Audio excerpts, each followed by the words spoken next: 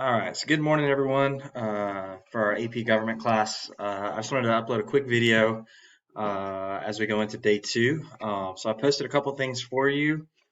For today, our participation question, it is one question kind of related to enlightenment and how it connects to the Declaration of Independence, which is what we're going to talk about in our Google Meets. I also use these to help with attendance. I may give you some feedback as long as you're giving good effort on these. You usually get a pretty easy A. Now, we are going to have our first daily assignment of the year, which remember 60% of your grade is daily. And basically, you're just going to watch a video, crash course. I think it's only 6 or 7 minutes. And then there's a little sheet that goes with it. Should be fairly easy. I just want to warn you against cutting and pasting from others or copying. That might cause you some problems and you won't learn the info. Okay, so big thing like as far as government actual topics that I wanted to go to. We're going to go through the essential documents. And this is what I kind of told you last time to start looking at. Our first essential document is the Declaration of Independence.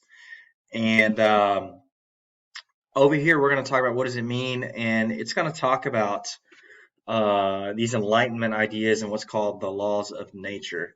And these early people that wrote the Declaration of Independence, they got a lot of their ideas from something called the Enlightenment that happened even before this, and some of the ideas of that. And they talked about natural laws. There are going to be two people that you need to make note of. One is John Locke, Locke, and the other Jean-Jacques Rousseau.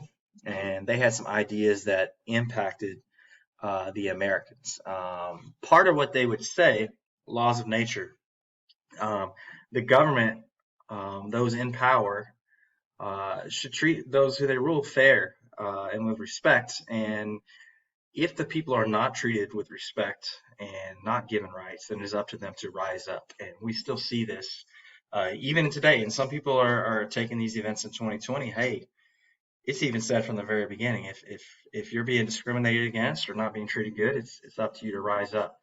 So that's going to be a big thing. Now, in the beginning, notice they said life, liberty, and the pursuit of happiness. So Jefferson pretty much used that, but he did make a slight change. So see if you can think of what that slight change is from life, liberty, and pursuit of happiness. What is it that Jefferson switched it to? And it's something you've probably already heard. Anyways, you need to go through these ideas. John Locke, Jean-Jacques Rousseau, pay attention to those couple of people. Natural law is going to be a very important thing. Now, Declaration of Independence, July 4th, significant date. You see 13 colonies basically rebelling against the king. It is like a breakup letter. So he's telling why he wants to break up, why they no longer want to be under the King of England, why they no longer want to be part of this English-British, empire around the world. They want to do their own thing. They give their reasons why. So go ahead and go through that. If you have questions, we can discuss. But you remember that first assignment from our class is that one little video that I just showed you, which is going to be here, daily assignment number 1.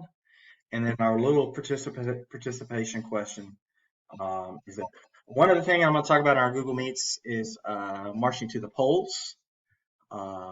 This is one other thing where we want to encourage you all to get out there, vote if you're eligible, and first opportunity, I guess, in government to kind of really let your voice be heard. Actually, not your first opportunity because you can already be active before you realize it.